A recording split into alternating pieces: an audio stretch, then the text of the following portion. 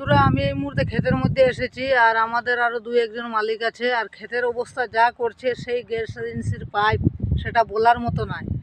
যার কারণে আমি ক্ষেত যাকে দিয়েছিলাম করার জন্য সেও আমাকে ফোন করেছে যে তুমি একবার ক্ষেতে এসে দেখে যাও। আমিও এলাম, এসে তো দেখলাম যে ক্ষেতের অবস্থা। এখন ক্ষেতের অলরেডি হালি ফালানো শেষ, আষাঢ় মাস শেষ হয়ে যাচ্ছে, শ্রাবণের 7 দিনের ভিতরে রুয়া ধরার কথা, কিন্তু সেই ক্ষেত যে করবে সে এখন পর্যন্ত আমাকে বলছে ক্ষেত করতে পারবো না। কেন পারবো না, কিসের জন্য করবে না, সেটা আপনারা নিজেই দেখে নেন, আমি দেখানোর চেষ্টা করছি। আর এখন কি করব কিছু বুঝে পাচ্ছি না, সেটাই কথা। এই দেখুন অবস্থা, এই হচ্ছে নালা, সেটা আপনারা তো নিশ্চয়ই দেখেছেন, আমি আরও দেখাবার চেষ্টাও করেছি। এই দেখুন, সেই হচ্ছে জলের নালা, ওই পাশে অনেক বড় সেই ক্ষেতের মাঠ, ক্ষেতের জল এই দিক দিয়ে আসে এবং এই হচ্ছে নালা। আর এই হচ্ছে পরিস্থিতি নালার, ওইদিকেও নালাটা আছে। এই যে জায়গাগুলো দেখতে পাচ্ছেন, এই জায়গাগুলো আমাদের ক্ষেত। আর ওই দেখুন মাটি, ওইখানে নাই করেও 5 থেকে 7 টিপার মাটি জমা করে রেখেছে এবং একটি গাঁথা। এখন এরকম অবস্থায় কিভাবে ক্ষেত করবে সেটা আপনারাই বলবেন। আর এই মুহূর্তে এখন আবার একটি গাড়ি এইদিকে এই চলে গেছে, এই গাড়িটা যাওয়ার কারণে এই জায়গাটাকে এইভাবে গর্ত করে চলে গেছে। এদিকে সীমানা ছিল 2 মালিকের, সেগুলোর কোনো আকাশ বাতাস কিছুই মিলছে না, আতা পাতা নেই। এবং এই যে অবস্থা, এই যে ক্ষেতগুলোকে ঠিক করতে কত সময় লাগবে এবং কি করে ঠিক করা যাবে, তারপরেও ক্ষেত করা যাবে কি না সেটা এখনও সন্দেহ আছে। ক্ষেতের হালিও কত বড় হয়েছে সেটাও আমি দেখানোর চেষ্টা করব। এখন কি করা যায় বলুন। ওই দেখুন জিসিবি আছে, কাজ করছে, গ্যাস এজেন্সির পাইপ ওইদিকে গেছে। আর এই নালার অবস্থা শেষ। আর এখন বর্তমানে জল আমার ক্ষেতের উপর দিকে যাচ্ছে। এই দেখুন গর্ত। ভিডিওটা লাস্ট পর্যন্ত সঙ্গে থাকবেন এবং দেখার চেষ্টা করবেন, ভালো লাগলে অন্যকে দেখার সুযোগ করে দিবেন। এরকম আমার মতো দুর্ভোগে কারা কারা পড়েছেন, আমি ভিডিওটি সবাইকে দেখার অনুরোধ করছি। এইভাবে কি আর ক্ষেত করা যাবে? এবং সেই কাজের বিনিময়ে এখন পর্যন্ত আমরা সেই জায়গার উপরে কোনো কিছুই এখনও পাইনি। যদি আমরা কিছু পেতাম সেই জায়গার কাজের বিনিময়ে, তাহলে একটা আমরা মনকে শান্তি দিতে পারতাম, সেরকমও কিছু নাই। এই দেখুন এদিকে 2 মালিক 3 মালিকের সীমানা আছে, এগুলানের কোনো আতা পাতাই নেই।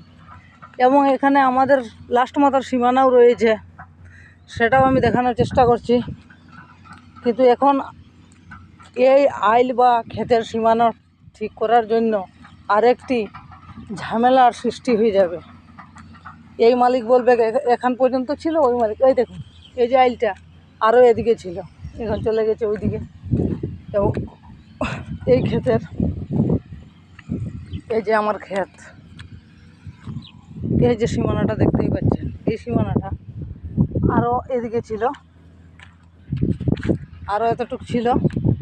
কিন্তু এখন এই দেখুন অবস্থা, সেটা কি করে বোঝা যাবে ক্ষেতের? এই দেখুন চারিপাশটা আমি দেখানোর চেষ্টা করলাম, দেখুন অবস্থাটা।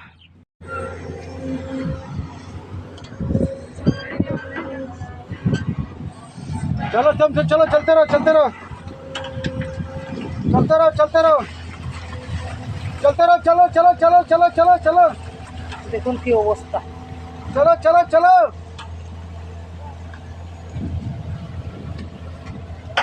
यार भाई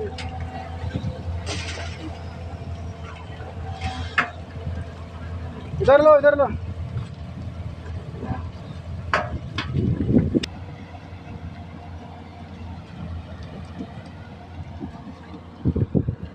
এই দেখুন জায়গাটাকে কি করলো, এখন কিভাবে ক্ষেত করা যায় সেটা তো আর কিছু বলে বোঝানো যাচ্ছে না। আর এই দেখুন ক্ষেতের অবস্থা, এখন কি করা যায় সেটা আপনারাই বলবেন। ওনাদেরকে বলে কোনো কাজ হচ্ছে না, যার কারণে এই ভিডিওটা আমি করলাম।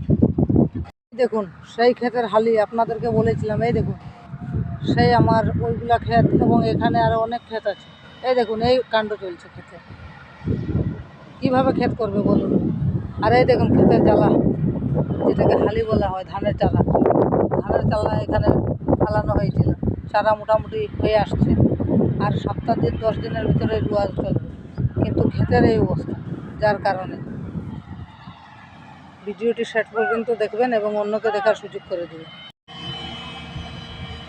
খিতা কাজ 3টা লই লইছে বেটায়, আর লইয়া কোনো কাবু করতে পারেন না।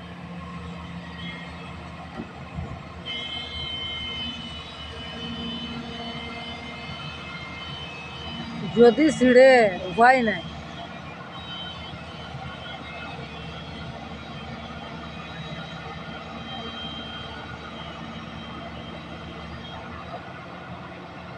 হায় রে হায়।